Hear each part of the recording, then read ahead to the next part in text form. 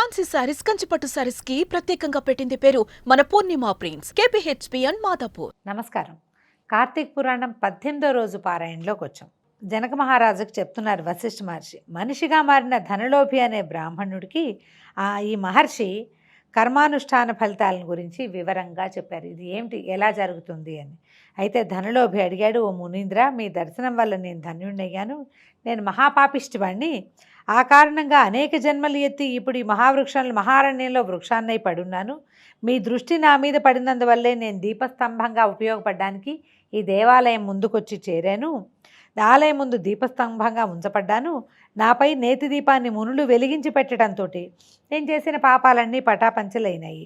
మానవ రూపం లభించింది. ఇంతటి పుణ్యఫలం లభించిన నన్ను మీ శిష్యునిగా స్వీకరించండి, కృతార్థుని చేయండి. ఈ కర్మలు, ఈ అనుష్ఠానము, ఈ కార్తీక మాసము, ఇవి అనుష్ఠించడం వల్ల కలిగేటువంటి ప్రయోజనాన్ని తెలియజేయమని అడిగాడు. అడిగితే ఈయన ఏమన్నారు, ఈయన పుణ్యపురుషుడు అయిన నాయన నువ్వు అని చెప్పి ఈ ధనలోభికి ఏం చెప్తున్నారు, శ్రీ మహావిష్ణువు ఆషాఢ మాసంలోని శుద్ధ ఏకాదశి నుంచి శ్రీ లక్ష్మీ సమేతుడై పాల సముద్రంలో ఆదిశేషుని పడకగా చేసుకుని శయనిస్తాడు. తొలి ఏకాదశి నాడు శయన ఏకాదశి అంటాం కదా, ఆ రోజు విష్ణుమూర్తి నిద్రిస్తాడు.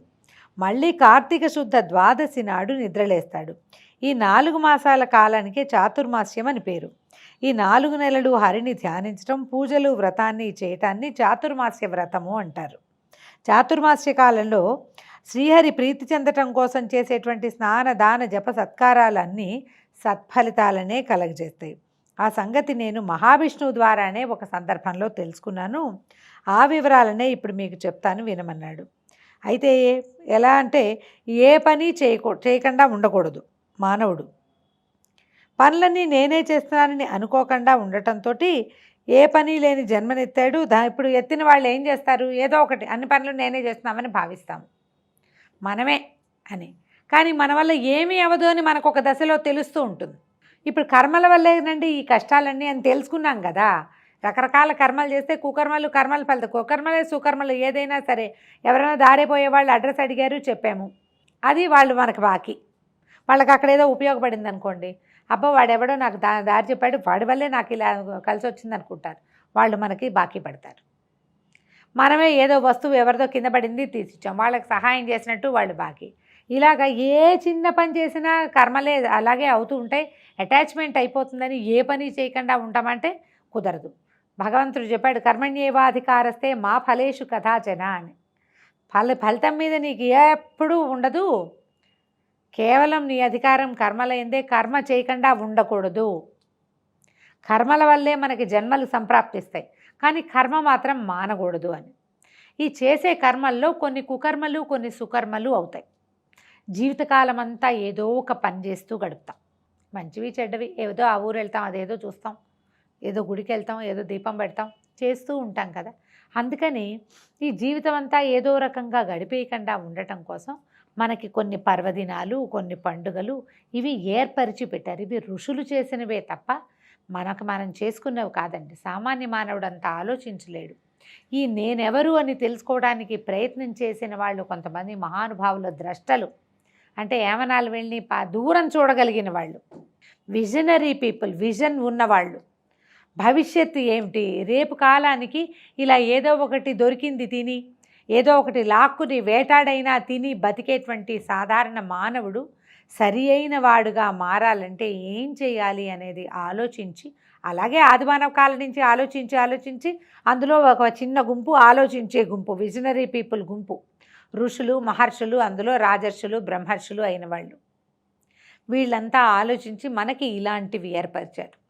ప్రతి నెలలోనూ కొన్ని పర్వదినాలు, ఈ రోజుల్లో కొన్ని చేయవలసినవి, కొన్ని చేయకూడనివి, కొన్ని అస్సలు చేయకూడనివి, కొన్ని తప్పకుండా చేయవలసినవి, ఇలా ఏర్పరిచి పెట్టి ఈ ప్రకారంగా జీవించండి. దీని ప్రకారం జీవిస్తే మీకు కొన్ని తెలియక జరిగిన కర్మలు లేదా జీవితం తాలూకు రకరకాల అనుభవాల దృష్ట్యా, లేకపోతే జీవితం నుంచి వచ్చేటువంటి రకరకాల ఆకర్షణల దృష్ట్యా నువ్వు ఏం చేసినా సరే, ఈ సరైన రోజున నువ్వు సరైన పని చేస్తే నీకు సరైన దారి లభిస్తుంది అని వాళ్ళు ఆలోచించి ఏర్పరిచారు. అట్లా ఏర్పరచబడినవే తిథులలో కొన్ని ప్రత్యేకమైన తిథులు. ఈ రోజున ప్రతి నెల అసలు ఏ పండగలు లేని మాసాలకు 1-2 ఉన్నాయి కదా మనకి. అప్పుడు కూడా 2 ఏకాదశులు ఉన్నాయి చూడండి. అప్పుడు కూడా పౌర్ణమి ఉంది, అప్పుడు కూడా మాస శివరాత్రి ఉంది. ఆ నెలలో కూడా శూన్యమాసం అంటారు. శూన్యమైతే ఏకాదశి లేదు, ఉంది. ఆదివారం నాడు ఆహారం ఏవో కొన్ని తినకూడదు నియమం. ఏకాదశి నాడు అన్నం తినకూడదు నియమం. ఈరోజు ఈ ఫలానా రోజున ఈ పూజ చేసుకోండి, ఈ పని చేయండి, ఈ దానం చేయండి అని మనకి ఏర్పరిచి పెట్టారు. అలా ఏర్పరిచి పెట్టబడినటువంటి వాటిలోనే చాతుర్మాస్యం ఒకటి. అందులోనూ అమోఘంగా ఏర్పరచబడింది కార్తీక మాసం ఇంకొకటి. ఈ ప్రత్యేకంగా చెప్పబడే కార్తీక మాసంలో చాతుర్మాస్య విధి మనమేమీ పాటించలేకపోతాం అనుకుందాం. ఈ 4 నెలలు ఉపాసనా కాలం, ఈ 4 నెలలు ఉపాసన పెంచుకో, తర్వాత కాలం నీకు బాగుంటుంది అని చెప్పారు. చేయగలుగుతాము, లేకపోతాము. అందుకని ఏం చేశారు, చాతుర్మాసంలో చివరిదైన కార్తీక మాసాన్ని పూర్తి ఉపాసనా మాసంగా మార్చారు. ఇందులోని ప్రతిరోజు ప్రతి తిథి అన్నీ అమోఘమైనవే. ఈ రోజుల్లో ఏదో ఒకటి చెయ్యి అని చెప్పకుండా దీపం పెట్టు, స్నానం చేయి. మొదట ఈజీ కదా స్నానం చేయటం, సులువు. స్నానం చేసి సూర్యుడికి ఒక అర్ఘ్యం ఇవ్వు, ఇది కూడా ఈజీ. దీపం పెట్టు, ఒక్క దీపం ఎంతలోకి పెడతాము. దానం చెయ్యి, సహాయం చెయ్యి, ఉపవాసం ఉండు, అన్నం మానే ఒక పూట. ఇలా ఏదో ఒకటి చేసి నువ్వు చేసిన రకరకాల కర్మల నుంచి తప్పించుకునే అవకాశం మనకిచ్చారు. ఇందులో విధులు కొన్ని కఠినంగా కూడా ఉంటాయి. ఫలానా రకంగా స్నానం చేయాలి, స్నాన విధి ప్రత్యేకంగా చెప్తారు. అది చెప్తాను చూడండి, చాలా ఇంట్రెస్టింగ్గా ఉంటుంది. కార్తీక వ్రతం చేసేవాళ్ళు గంగా, విష్ణువు, శివుడు, సూర్యుడిని స్మరించి బొడ్డులోతు వరకు నీటిలోకి దిగి యథావిధిగా స్నానం చేయాలి. గృహస్థులు ఉసిరిక పప్పు, నువ్వుల చూర్ణంతోనూ, యతులు తులసి యొక్క మొదలి మన్నుతోనే స్నానం చేయాలి. విధియ, సప్తమి, దశమి, త్రయోదశి, అమావాస్య ఈ 6 తిథుల్లోనూ నువ్వులతోనూ ఉసిరిపళ్ళతోనూ స్నానం చేయకూడదు. ఇవన్నీ ఎలా గుర్తుపెట్టుకుంటామండి? ఇంత జ్ఞాపకం ఉండదు. సరే, అక్కడి నుంచి ఏం చెప్పారు? ఈ 6 తిథుల్లోనూ పనికిరావు. ఏమేమిటో మళ్ళీ చెప్దాం చూడండి. విధియ, సప్తమి, దశమి, త్రయోదశి, అమావాస్య. 1, 2, 3, 4 నాకు 5 కనపడుతున్నాయి. పౌర్ణమి కూడా. ఈ తిథుల్లో నువ్వులతోటి స్నానం, ఉసిరిపళ్ళతోటి పెట్టుకోకూడదు. తర్వాత ముందుగా శరీర శుద్ధికి స్నానం చేసి ఆ తర్వాతనే మంత్ర స్నానం చేయాలి. మామూలుగా స్నానం చేశాక ఆ తర్వాత మంత్రం చెప్పుకోవాలన్నమాట, స్నాన మంత్రాలు. స్త్రీలు, శూద్రులు పురాణోక్త మంత్రాలతోటే స్నానం చేయాలి. చూడండి, ఒక మంత్రం చెప్తున్నారు, దానికి అర్థం చెప్తున్నారు. భక్తిగమ్యుడై ఎవడు దేవకార్యార్థం త్రిమూర్త్యాత్మకుడయ్యాడో సర్వపాపహరుడైన ఆ విష్ణువు నన్ను స్నానం చేత పవిత్రుణ్ణి చేయుగాక. విష్ణువాజ్ఞాపరులైనటువంటి ఇంద్రాది సమస్త దేవతలు నన్ను పవిత్రుణ్ణి చేయుగాక.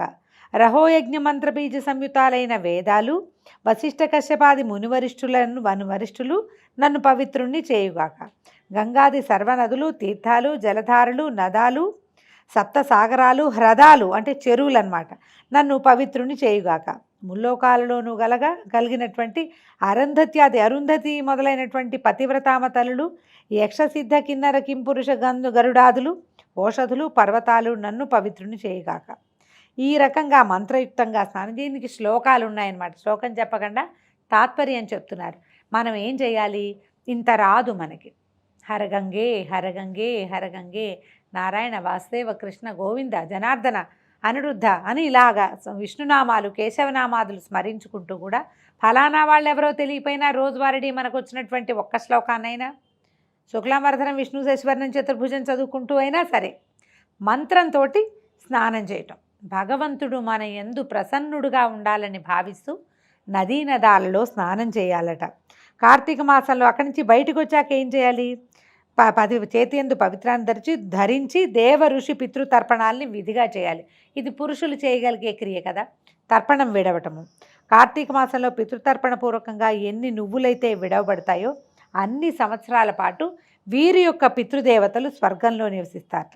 ఆ తర్పణానంతరం నీటిలోంచి తీరానికి చేరి ప్రాతకాల అనుష్ఠానం నెరవేర్చుకుని విష్ణు పూజ చేయాలి, అర్ఘ్యము ఇవ్వాలి. తర్వాత ఏమో క్షేత్రతీర్థ దైవతాలను దర్శించి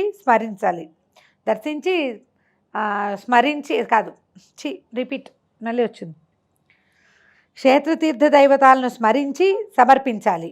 తర్వాత అనంతరం వేదపారాయణులైనటువంటి బ్రాహ్మణులను భక్తిపూర్వకంగా గంధతాంబూలాలు ఇచ్చి పూజించి నమస్కరించాలి. పూజించేటప్పుడు బ్రాహ్మణి పూజా విధానము ఇవన్నీ ప్రత్యేకంగా సాంగంగా ఖచ్చితంగా చెప్పారండి.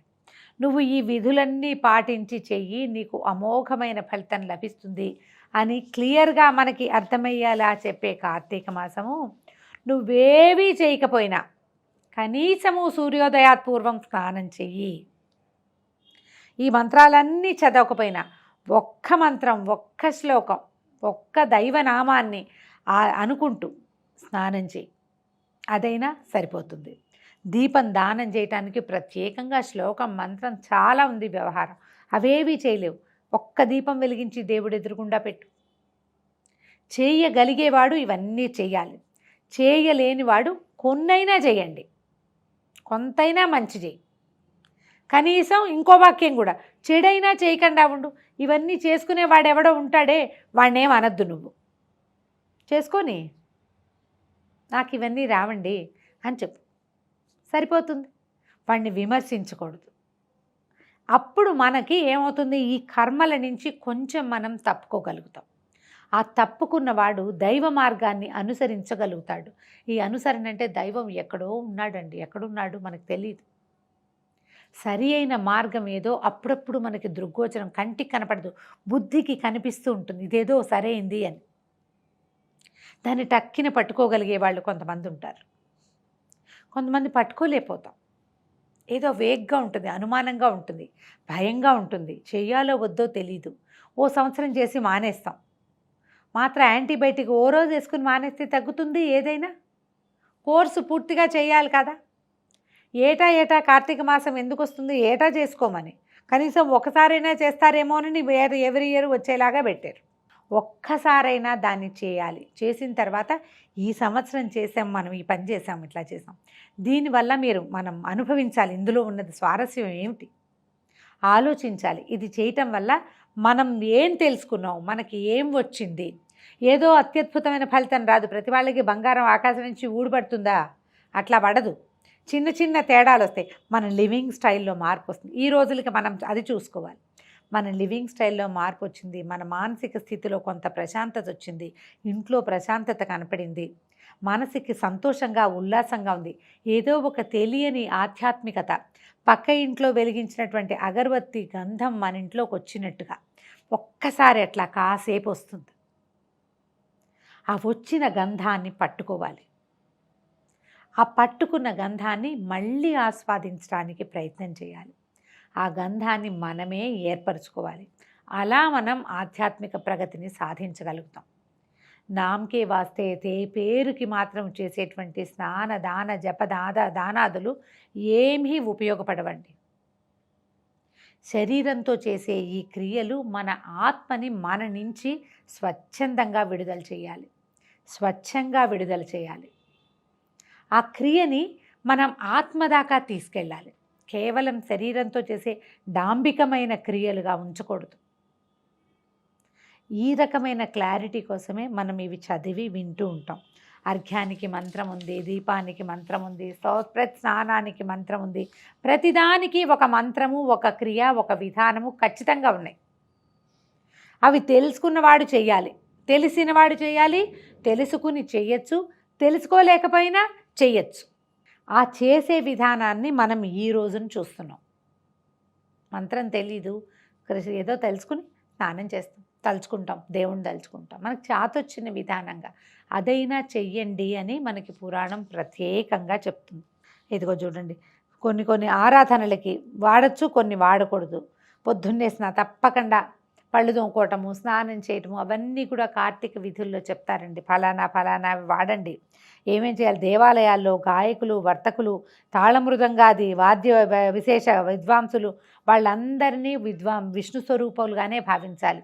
ఈ రోజున ఈ కార్తీక మాసపు నెల రోజుల పాటు ప్రతి వ్యక్తి విష్ణు స్వరూపుడే, ప్రతి రాయి సాలగ్రామమే, ప్రతి పూజ శివాభిషేకమే. అట్లా చేస్తే మనం తప్పులు చేయం కదా. భగవంతుడి కోసమని భావించేటప్పుడు సరి అయిన పనే చేస్తాం. ఆ సరైన పని చేయటం కోసమే ఒకరోజు కాకుండా నెల రోజుల పాటు పెట్టారు. ఓ రోజు కాకపోతే ఓ రోజైనా చేస్తామని. ఇవన్నీ ఈ ప్రవర్తన భగవంతుడికి సంతోషాన్ని కలిగిస్తుంది. ఈ కొన్ని ఆరాధనలకి కొన్ని పువ్వులు వాడకూడదు అని చెప్తారు. దిరిసెన పువ్వులు, ఉమ్మెత్త, గిరిమల్లి, మల్లి, బూరుగా, జిల్లేడు, కొండగోగు, వీటి పువ్వులు కానీ తెల్లటి అక్షంతలు కానీ విష్ణువుతో పూజించకూడదు. రుద్రాభిషేకానికి ధవళాక్షతలు వాడతారు, శ్వేతాక్షతలు వాడతాం. బియ్యం కడిగి పక్కన పెడతారు, ఆ అక్షతలని రుద్రాభిషేకానికి వాడతాం. విష్ణువుకి తెల్లటి అక్షతలు పనికిరావు, ఎర్రటి అక్షతలు కావాలి, రక్తాక్షతలు కావాలి, లేదా పసుపుతోటి కూడా అవి పనికొస్తాయి, పసుపు అక్షతలు. తర్వాత వినాయకుడిని తులసి దళాలతోటి, గరికతోటి దుర్గాదేవిని, అవిసె పువ్వులతో సూర్యుడిని పూజించకూడదు. గరికని వినాయకుడికి ప్రత్యేకంగా మనకు తెలుసు కదా. ఇట్లా కొన్ని ప్రత్యేకంగా తెలిసినప్పుడు తెలిసిన వాటిని మర్చిపోకుండా గమనంలో ఉంచుకుని ఆ రకంగా పూజ చేస్తే తెలిసిన పూజ. ఓసారి తెలుసుకుని విదిలేయకూడదు, పట్టుకోవాలి దాన్ని. పట్టుకుని ఆ రకంగా కనుక మనం పూజిస్తే ఈ సంవత్సరం ఇలా అవుతుంది, వచ్చే సంవత్సరం మనం ఇంకొంచెం బెటర్మెంట్ తోటి చేస్తాం, మనం ఇంకొక మెట్టెక్కుతామన్నమాట.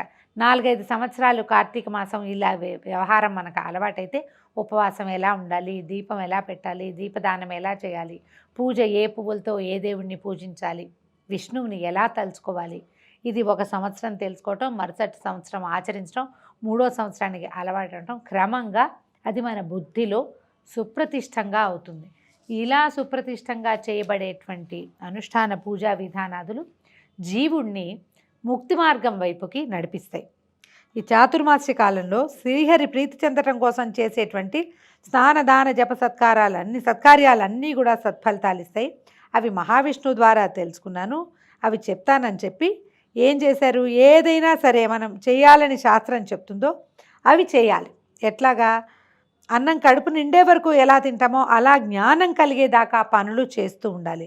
అక్కడ ఉన్న వాళ్ళందరికీ ఇప్పుడు ఈ ఉద్భూత పురుషుడు ఎవరైతే ఈ నీటి చెక్క విరిగి మాను విరిగి మనిషి బయటకు వచ్చాడో అతనే కాకుండా అక్కడ చేరి ఉన్నటువంటి ఎంతోమంది మునులు, ఋషులు, మునికుమారులు అందరూ వింటుండగా చాతుర్మాస్య వ్రతాన్ని ఎలా చేయాలని విష్ణువు ప్రబోధించాడో ఆ విషయాన్ని అక్కడున్న మాతంగ ముని వీళ్ళందరికీ వివరంగా చెప్పటం మొదలుపెట్టారు. ఇప్పటిదాకా వీళ్ళు పురాణ కథనం విన్నారు కదా, కార్తీక పురాణాన్ని వింటున్నారు. కార్తీక పురాణాంతర్గతంగానే ఆయన చాతుర్మాస్య వ్రతం ఎట్లా చేయాలి అనేది ఇప్పుడు ఈ సంవత్సరం తెలుసుకుంటే మనం వచ్చే సంవత్సరం చాతుర్మాస్యానికి మనకి ఉపయోగపడుతుంది.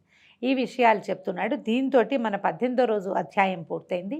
రేపు ఉదయం 19వ రోజు అధ్యాయంలో చాతుర్మాస్య వ్రత విధానం ఎలా చేయాలో తెలుసుకుందాం. అంతవరకు సెలవు, నమస్కారం.